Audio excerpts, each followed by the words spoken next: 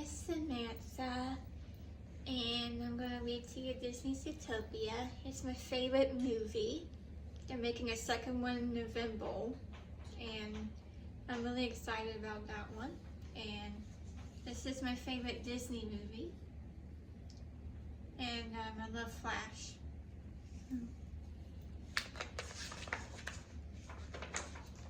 And it's adapted by Bill Scarlin, and it's illustrated by the Disney Storybook team. And it's by Random House, New York. Zootopia was a modern metropolis where all mammals live together happily, whether large, small, or anywhere in between. The city even had neighborhoods to make residents feel comfortable, including Thundertown, Square, and the Rainforest District. Out in Montebello, little Judy Hopps was performing in the Carrot Days play. She loved that predators and prey had evolved to live together in harmony in Zootopia. Anyone could be anything.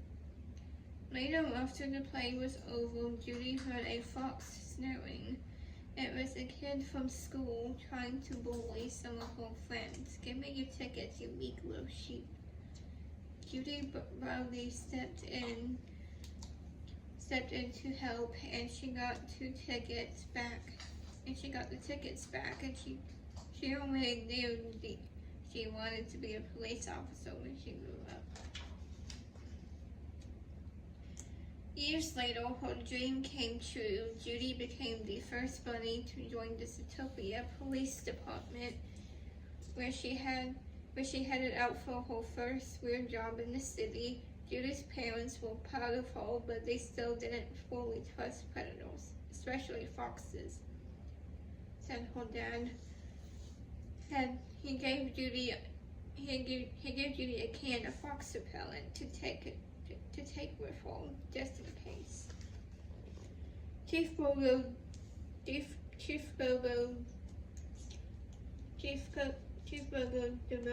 developed that Judy could make it as a cop. He believed police work was for big, strong animals, not bunnies.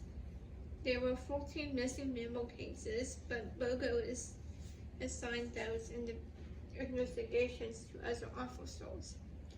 He gave Judy a different job for her token bunny. He said, "Parking duty." He said duty. Judy was disappointed. She wanted to solve real crimes, but still she was determined to prove she was capable. Using all of her bunny skills, especially her excellent bunny hearing, she wrote 200 tickets by lunchtime. Then Judy noticed a suspicious looking fox. He was acting strange, so she follows him into a nearby cafe. That's how I'm putting the tickets on the call, and there's Nick Wilde. To Judy's surprise, the fox was not a criminal. His name was Nick Wilde, and he was just trying to order a jumbo pop from his son, Finnick. The cafe owner refused to serve them, though he didn't like having foxes in his store. Judy knew what was wrong. She convinced the elephant to serve the foxes, and when Nick said he'd forgotten his wallet, Judy offered to pay my treat, she said. That's how I'm getting the jumbo pop for the foxes. Judy felt pleased with herself until she spotted Nick and his son melting the jumbo pop and collecting the liquid into jugs. Then the two refroze it into new little ice pops. Nick sold his popsicles to Lemmings and made a huge profit. The top of Nick's son turned out to be an adult fennec fox with a very deep voice. Judy had been tricked. That's him giving the Lemmings popsicles. Judy called Nick. You lied to me. It's called a hustle, sweetheart, he replied. Nick believed that an animal could only be what they already was. He pointed to himself, Cy Fox, then he pointed to Judy. Dumb bunny. I'm not a dumb bunny. Right, Nick spoke, and that's not what's meant. Judy looked down and sighed. She had a lot to learn. That evening, Judy felt discouraged as she took the subway to her apartment and made herself a carrot dinner for one. She was glad for her mom and dad called, but within a few seconds, they noticed Judy's meter maid out uniform. "She's on her way pop," said her dad. "Our prayers have been answered." Judy squirmed. She knew she could success. She just needed a chance. The next day, Judy got a chance. A weasel robbed a nearby flower shop. Judy chased the thief through Little Windentia and captured the weasel by dropping a donut sign over his head. Chief Bogo was furious. The case had disrupted Little Windentia, all because the thief had stolen what looked like moldy onions. Just then, Mrs. Alderton told her husband was missing, and she needed help. "I'll find him," volunteered Judy. Assistant Mayor Bellotto, a sheep. Make sure Judy got the case. Chief Bogo, forced to agree, told Judy that she had just 2 days to solve the missing auto case. If she failed, she had to resign. Judy explained Alderton's final, which consisted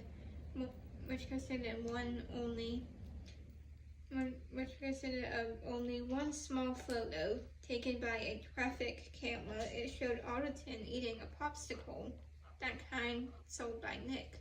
Judy had her first clue. Nick refused to help until Judy secretly recorded the fox bragging about his scams. Then she said she'd arrest him if he didn't help. It's called a hustle, sweetheart. Judy laughed. Forced to help, Nick found a witness who had seen Alderton getting into a car. Nick said his friend Flash at the DMV could look up the license plate number. But Flash was a sloth and very slow, and took hours to get the information. Look how funny that is. I love Flash. This is funny. That's a funny scene. It turned out that the car belonged to Mr. Big, and a notorious crime boss in Thundertown. But Mr. Big didn't like Nick, and he ordered his thugs to drop Nick and Judy into the ice pit. "Wait," shouted Mr. Big's daughter, Foo-Foo. "That bunny saved my life." Judy had saved Foo-Foo during the weasel chase in Little Windentia. Mr. Big was grateful. "I sent the call for Alderton," he explained, but he went crazy. "Scared my driver half to death," he whispered. Judy and Nick went to the Rainforest District to talk to Mr. Big's driver, Matches. The nervous jaguar said that Alderton had yelled something about the night owls just before turning into a savage beast. The Matches went savage too. Judy called for backup as she and Nick ran for their lives. They escaped with Judy when Judy managed to handcuff Manches to a tree. Strangely, but by the time the CPT arrived, there was no transfer of Manches. Chief Burgo didn't believe a word of Judy's story and asked for her badge. "No," said Nick. You gave for 48 hours. We still have 10 left. I say they ordered. Judy thanked Nick for sticking up for her. Just then, the Fox had an idea. The traffic cameras would have recorded what happened in Manches, but how we would get across the videos. "I got a friend at City Hall," said Judy. When Nick and Judy arrived at the City Hall, Assistant Mayor Bellwether was trying to get the mayor's attention. "Clear my afternoon," snapped Mayor Lionheart. "I'm going out." "But sir," cried Bellwether, the door slammed in her face and sent the papers flying. "Oh, mutton chops," she muttered. She dropped all the papers. Bellwether was happy to help Nick and Judy. Bellwether was happy to help Nick and Judy. She showed them the footage from the traffic cameras. The video showed wolves putting Manches into a van. "Night owls," Judy explained. "That's what Manches was afraid of, wolves." She nodded. If they took Manches, they probably took Arlington too. The van drove into a back road and led out of town. Nick had a good idea where it went.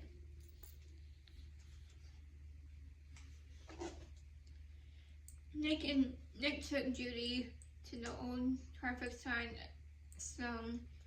A pack of wolves guarded the entrance. Judy started to howl. As she expected, the wolves joined in. They couldn't help it. While the wolves howled, Judy and Nick snuck inside. Judy and Nick found Manches, Arlington, and other missing mammals. They all gone savage. Just then, Mayor Lionheart and a doctor walked in. Judy quickly had and used her phone to record conversation. The doctor said he didn't know the animals had gone wild, but we both know what they have in common. He added, "We can't keep this a secret." Lionheart was worried that the truth would make the city panic. Suddenly, Judy's phone rang, and she and Nick had to make a daring escape. Judy took the video to Chief Burgo. She had cracked the case of the missing mammals. Mayor Lionheart was arrested, and Assistant Mayor Bellwether took over. Judy handed Nick a CPT application. I could really use a partner," she said. Nick grinned. At the press conference, Judy admitted she didn't know why these animals had gone savage. She did note that all of them were predators. "Could this happen again?" asked the reporter. "Yes," said Judy, "it's possible." After the press conference, Nick was angry. Judy had made it sound like any predator could be savage at any time. "You think I might go nuts too?" he asked. He tossed the CPT application aside and walked away. All over Zootopia, prey animals became distrustful of predators, and even more of them went savage. Saddened and having caused so much trouble, Judy quit the CPD. Judy returned to Bunnyburrow by working at her family's farm. Judy was startled to hear her dad's warning kids to stay away from the night owls. Fowls made animals go crazy. Night owls are fowls, not wolves, Judy realized. The fowls are making predators go savage. That's it. Judy dropped everything, jumped into the family pickup truck, and drove back to Zootopia. Judy wanted Nick to help her find out who was making predators go crazy, but first she owed him an apology. I judged you and feared you, she said. I really am a dumb bunny. Can you forgive me? Nick paid back on recording. I really am a dumb bunny. Don't worry, he said. You can erase it. You can erase it in 48 hours. Judy gave Nick a hug. They were partners again. Judy and Nick started by questioning the weasel. Judy had arrested. He admitted that he had been stealing nighthawk bulbs and selling them to a secret laboratory. The lab was an old subway car. To get in, Judy and Nick had to sneak past the guards and shimmy through a window. The lab was turning nighthawk flowers into bright blue serum. Judy sprang into action. She kicked the lab worker out and locked the doors.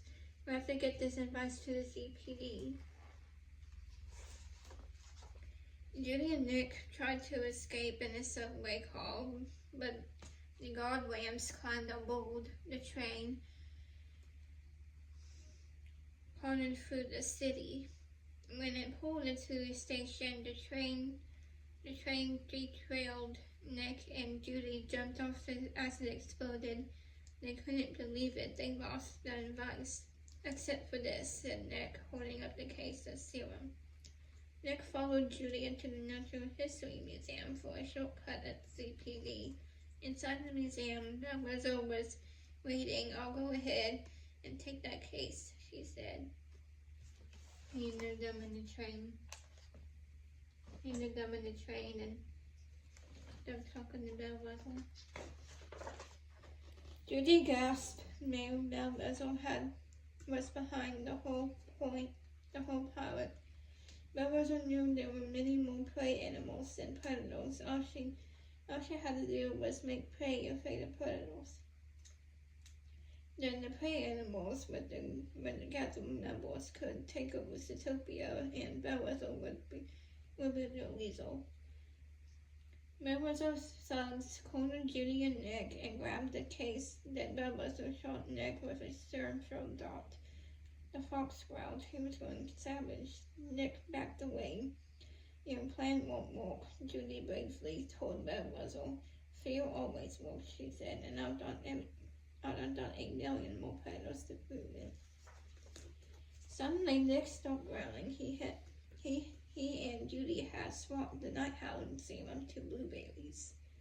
With blueberries from Hobson's family farm, said Nick. They're delicious. Bell Whistle was furious. I framed Lionheart. I could frame you too. But Nick had recorded Bell Whistle's conversation on Judy's carrot pen, and I've done 8 million predators to prove it. Judy smiled at Bell Whistle. It's called a hostile sweetheart. See, there's some in the ditch, and then there's Bell Whistle getting arrested. With the case closed and the missing mammals recovered, doctors quickly discovered the cure for those animals that had gone savage. Nick became the first fox to join CPD, and Judy spoke at graduation. She advised the new officer to take within the cells to try to make the world a better place. Change starts with all of us, she said. Everyone cheered. And there's Nick and Judy as police officers. And the end.